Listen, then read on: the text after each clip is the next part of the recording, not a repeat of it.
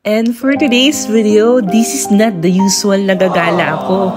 Ito, prepare ako going to work dahil last day of duty ko na nga yan dahil magbabaksyon na nag-iisa yung vinangungot.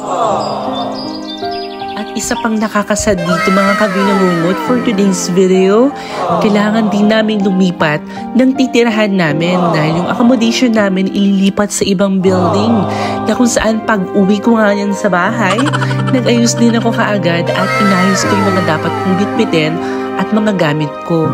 Kaya ayan, Hagarda Bersosa ay nag-iisa yung vinangungot.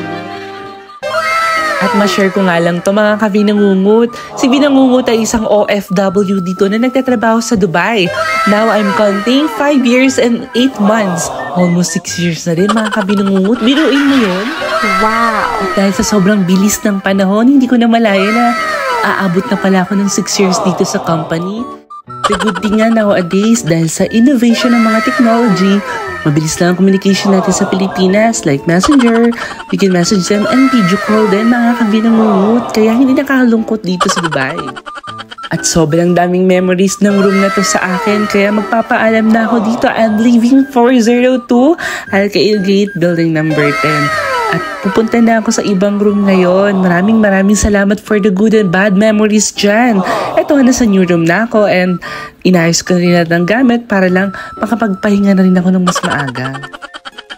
Sabi nga nila, everything has a reason, that's why it happens. Charot! And for the new room, 201, ayaw ko sabihin building number mga kavinangungot.